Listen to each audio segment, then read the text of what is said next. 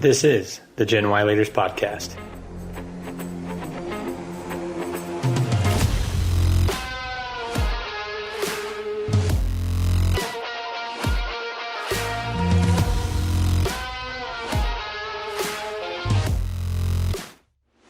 Welcome to the Gen Y Leaders Podcast, where we guide millennials to become the next generation of business leaders and entrepreneurs. I'm your host, Eric Huey, and multiple times a month, we bring you interviews from high-performing millennials who are challenging perceptions and changing expectations of our generation. Our mission is to help you overcome fear, take action, and go confidently in the direction of your dreams. It's time to start preparing now, mainly because 10,000 baby boomers are retiring every day, which will create a vacuum of career opportunities that you've been waiting for. Will you be ready?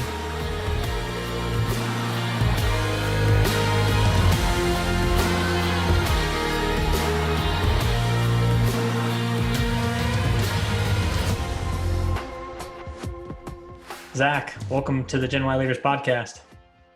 Thanks for having me, Eric. Yeah, appreciate you joining us on the special segment of Mentor Monday. And we have some exciting topics to talk about today. But if you could, just to start off and tell viewers who you are and what you do.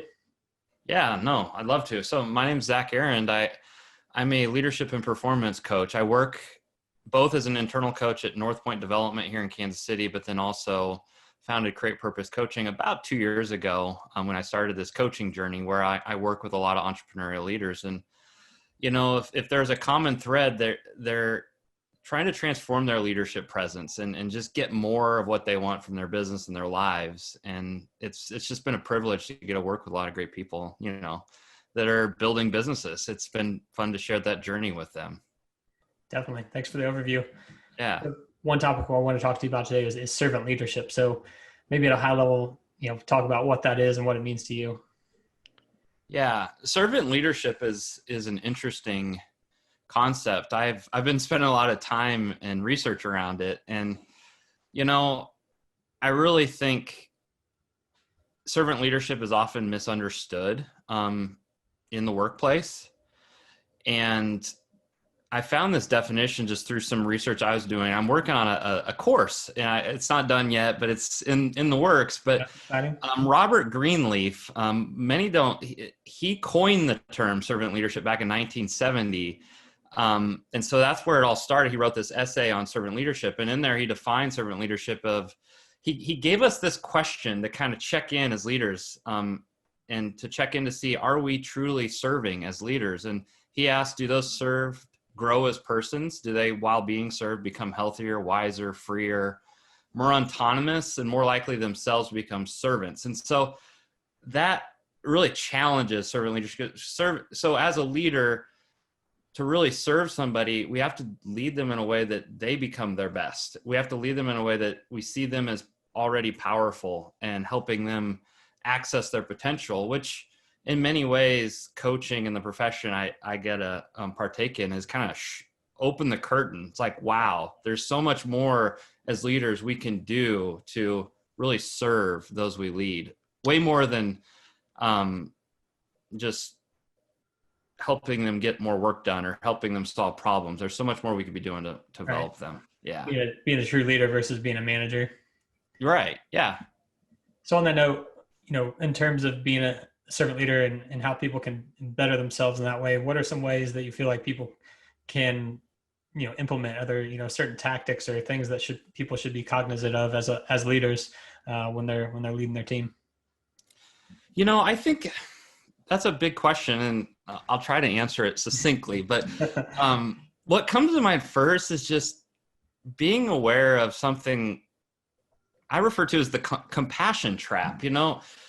So many leaders, the great leaders in the workplace today, they want to be a compassionate leader. They want to serve their teams. They want to develop their people. They want that. They have that well-meaning intention to really serve and be selfless and be that self-sacrificial leader. But there's a trap around that compassion because oftentimes the leader, we see people as needing help, and I think a key mindset of a servant leader is you have to see people at their best. You have to see them as already powerful and not take it away from them. Mm-hmm. And I think that's where our compassion can often get in the way, because there's no secret. There's pressure, there's stress, there's anxiety, there's challenges in the workplace. I mean, we're during COVID. I mean, there's all kinds of stuff, and a lot of these well-intentional leaders, they see somebody struggling in their organization, or they see somebody that has this daunting problem they're trying to solve, and maybe they even bring that problem to them. And in an effort to serve, they try to solve that person's problem or help them solve the problem. And that's actually, the question is that really serving them? Because there's another concept called the drama triangle. So this drama triangle, and what it is we play out these three roles in leadership. We either play the role of the victim, oftentimes, like something's happening to me, I'm at the effect of it, I feel powerless. And usually when we as leaders see victims, see people that maybe feel like they're stumped and they're powerless and they're got a problem or a challenge that they can't solve, we play one of two roles as leaders. We either come in and rescue them, play the hero, like, hey, let me help you. I can help you. Let me help you think through this, right? Or we play the role of the persecutor. And we come in and we're like, what is wrong? What is wrong? Why can't you figure this out? Like, this is how you need to do it. And we kind of get more micromanaging and would you go as far as to call it a villain? Sorry to cut you off. Yeah, the villain, the persecutor, villain, or the rescuer, the hero. Yeah. And the crazy thing about this drama triangle is playing out either one of those roles, you are creating a victim, because whenever you help somebody do something that they can do for themselves, and you do it for them, you are enabling a victim. You just are. And if you're persecuting and you're playing the role of the villain, you're also going to create a victim. And the last thing I'll add to that is oftentimes that rescuer, that hero, also ends up becoming the victim, because at some point they're serving and giving and helping, and they're not really serving the individuals and developing them. So they keep solving everybody's problems, right? And it feels good to solve problems. I mean, that's the thing. It's challenging because we're problem solvers. We love it when people bring us problems, and we have that opportunity to feel like we help them solve it. And what ends up happening, well, people just bring more problems to you. And eventually you start feeling just overwhelmed, burned out, tired. And at some point, you're going to start thinking, well, what about me? And how much longer can I go on doing what I'm doing?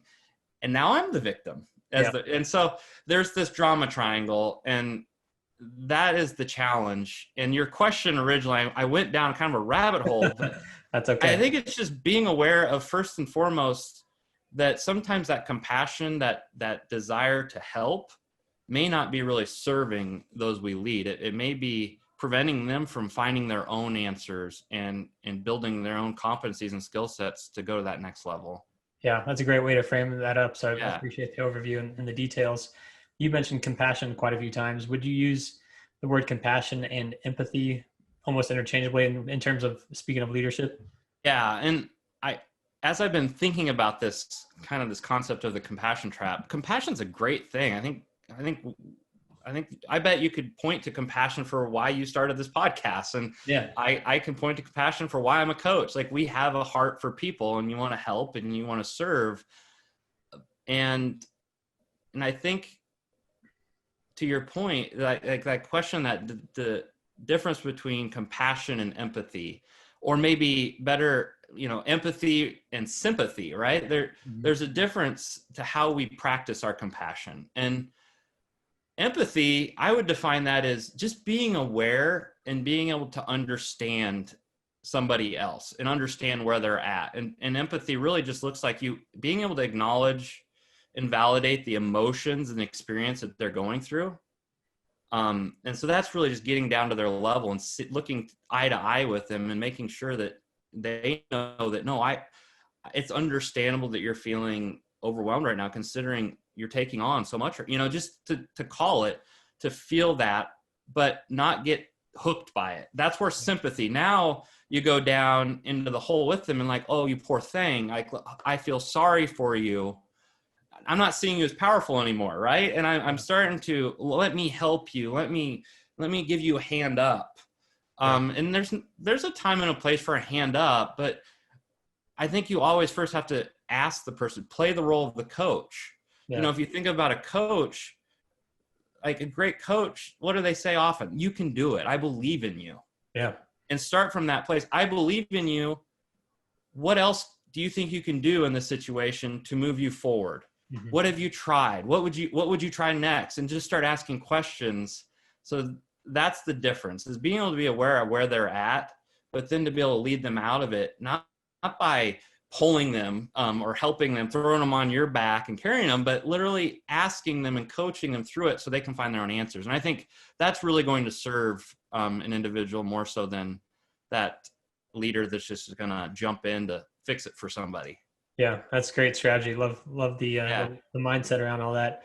So I think the servant leadership mentality is easier said than done overall in general, but especially when we're in this digital era with COVID. How is servant leadership being affected in this digital era that we're in without, this face-to-face communication?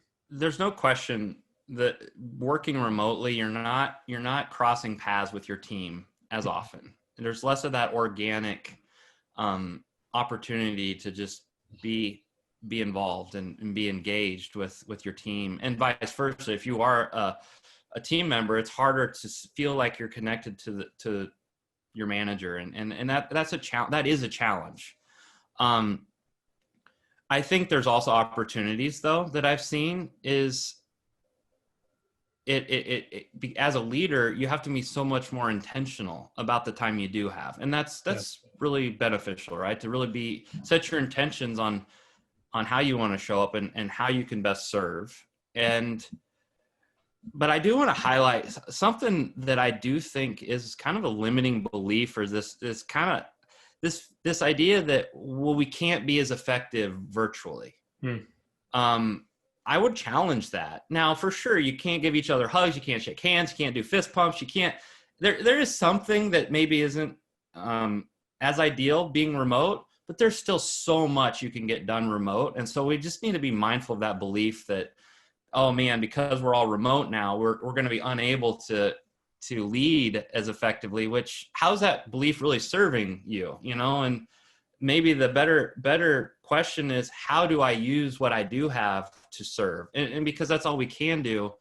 And I think there's so much available to us and I've seen companies go 100% video conferencing, where before COVID, they couldn't get somebody to turn on their camera to save their life, right? And so everybody's starting to engage with this new technology, and it's creating a lot of opportunities as well. Yeah. Well, I appreciate you practicing what you preach. I didn't intend for it, but the way I set up that question after you started answering it, I feel like it could have trapped you into a very sympathetic, empathetic type answer, like, oh yeah, Eric, this COVID's really challenging. But you again practiced what you preach and played the coach and asked questions and challenged my belief on that. So kudos to you for setting that up well. So I guess on that note, what are some strategies that young leaders or leaders in general can implement to be more of the coach and have more of a coach mindset rather than falling into a empathy trap?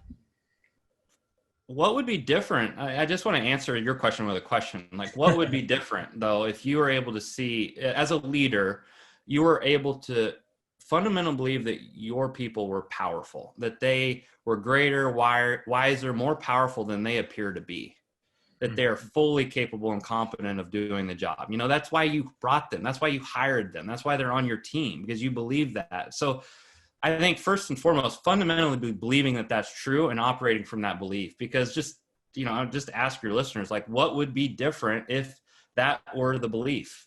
Yeah. As opposed to maybe seeing people as needing your help, needing your service, right? So that's more of a mindset thing. Mm-hmm. From a more practical level, though, if you do believe people are powerful, and in a way, believing they already have their answers, they already have the answer. They're already more than capable of finding the answer to solving their problem. They don't need you. Yep. You don't want them feeling like they need you, because now you're creating the victim. And so how do you do that? simply ask more and tell less. I mean, that's something to remember. Ask more questions. And this is challenging. Ask more open-ended questions, the questions that start with what, how, and why, and just really kind of giving them that space to think. Yeah. Because as leaders, we think we already have the answer. So don't ever ask a question that you think you already know the answer to, because that's going to get in the way. Like, people can smell that a mile away. So just really be curious and ask questions and help get curious as to where they're at in the thought process. Questions like, how much have you thought about this? Yeah. What ideas have you come up with so far? Which one do you feel like is the best option? Why do you feel that way? Yeah. So what would your next step be? Notice how all those are open-ended questions. They're all questions, and it's going to be moving your team member forward. It's going to be helping them find their own answers. And there's always opportunities to share some insights. Hey, and another key lesson I've learned as a coach is ask for permission. Hey, would it be all right for me to give you some ideas? There's just something about that. It keeps the power with the person, and you're not there trying to tell them how to do it as if you know it better than them, So those are some simple things. Yeah. To Great play advice. the role of the coach. Yeah. But on the flip side of that coin, I think a lot of people in the millennial generation, especially, one of the foundational pillars that I started the podcast on was this idea that there's going to be this exponential growth curve in available positions, manager and above, in the next 10 plus years as baby boomers retire out. So again, I'd like to, maybe flip that coin around and say, if there is a millennial out there who is being micromanaged, what are some things that they could do to help kind of break the mindset of their leader to instill that trust that they are empowered and can get the job done without having to be stopped and directed at every stage of the project? Open questions. That's a great question. Is like, what do you do when you actually work for a rescuer or a persecutor or a villain, a hero or a villain, right? Mm-hmm. And the manager, isn't giving you that opportunity to that space to be creative and what you're describing, I think, is kind of that persecutor, somebody who's just kind of, this is how I want it done, and I think you can turn the tables by asking questions and just going back to what do you really want to see happen here? Because oftentimes that's not how leaders communicate. The traditional, like, average leaders, they're going to say, this is how I want you to do it. Mm-hmm. Call this person, send them this email, say this, not that, right? Really specific. It's not out of the question. Like, I've led people, and I appreciated when people just say, hey, what do you most want to see happen here? Well, I want you to get a meeting with them. Yeah. Okay. Well, here's what, could ask for permission. Would it be all right if I shared with you some of my ideas real quick? I think I have some ideas. Would it be all right if I used you as a sounding board, Mr. Coach? Can you be my coach for a second? And I think that's a great way to help the leader just pause enough to, because I bet 9 times out of 10, they'll say, yeah, like, actually, I would love to hear your ideas. Yeah. Yeah. Is it fair to say that in both scenarios that we should be talking about maybe the end destination and not so much the roadmap to get there? Yeah, I think there's this infatuation with problem solving. We love problems because it feels good to solve them. But oftentimes seeing something as a problem, it really puts you at the effect of it. You're reacting to the problem, you're responding to the problem. And I think it would really serve us to see past the problems of today, or see past the problems of this moment, and really look ahead to, what do we want to create here? Like, what's the result we most want to see? Because that's a more productive question, because now we may or may not have to solve this problem. We might be able to find a different path, but we're going to get there faster because we're going to be focused on what we want and not on what we don't want. And problem solving is that we're trying to avoid something. We're trying to make something go away instead of creating something that we want. And I think there's a very big difference there. Definitely.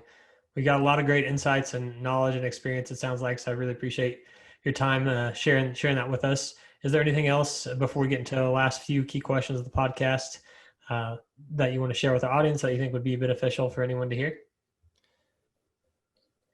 One of the things I've been thinking about is being the servant leader. And, you might have a question like, well, what if I have somebody new on my team? They don't know how to do the job. They're just in training. And so how do I, they're powerful, but they're new. Yeah. What's the stopping point? Yeah. And rather than me giving a bunch of more thoughts around that, there's a great book. Ken Blanchard wrote a book called Leadership and the 1 Minute Manager. Okay. And he teaches about situational leadership. And it's simply different strokes for different folks that he gives us a framework on evaluating on where people are in this growth curve, if you will. And it gives us kind of a approach. How do we show up for people in the different stages? And so there is a situational leadership. You have to be adaptive. You can't, you have to meet people where they're at, and there's a time where you need to play the role of the coach, and there is time you need to be directive, because it is what serves them most. And that there's an art to that, and just that book really sheds some light on the different approaches we do take as leaders. That's Leadership in the 1 Minute Manager. I'd check that one out. It's good. Okay, perfect. Yeah, appreciate the recommendations. That was actually going to be one of my book-ended questions for leaving out there, signing off the podcast. So appreciate those. Another one I've been asking to try to foster community is, what's a current business ask that you have? Are you curious about something, hoping to get into a certain industry, connect with a certain people, person or people in Kansas City or national, anything like that come to mind? If there's one thing I'm trying to do and I'm really interested in doing, is just engaging with more leaders here in Kansas City, more entrepreneurial leaders. I love working with those leaders that are building something. They're trying to get somewhere, and they're trying to do it with a team of people. And if there was one ask, it'd be go into my website, and I have this free download, an executive morning plan. It's a lot of the clients I work with tell me it really helps them to kind of set their intentions every morning as they go in their day, set their leadership presence. And I'd welcome your audience to download that. And by doing so, they get added to my email list, which I like to write. I like to do courses, and I'm starting to put some of that in play. And so naturally, I'm just thinking about, I just want to grow my audience so that I can assist more leaders in leading well. For sure. Where can people best get a hold of you if they want that information, or just want to chat about leadership, or want business or personal advice? Yeah, probably the best in my website is www.createpurpose.net. Okay. Yeah. Awesome. We'll put that in the show notes, and also link to some of those books that you'd mentioned. But Zach, really appreciate your time today, and I know you'll continue to be successful and help other aspiring leaders. Yeah. Well, thanks for having me, Eric. This has been fun. Good. Glad you enjoyed it. Thanks so much for your time. Yeah, you bet. That wraps up today's episode. We hope to have brought you some valuable key takeaways. Most importantly, whatever you learned, take action on it. Apply it to your life. Apply it to your career. Motivation and inspiration only come as a result of taking that first step. So if you're enjoying the podcast, don't forget to like and subscribe on whichever platform you found the show. You can also follow us on all the major social media platforms, or contact us directly at genwhyleaders@gmail.com. That's GENWHY leaders@gmail.com. Until next time, I'm Eric Huey, and thanks for listening to the Gen Y Leaders Podcast.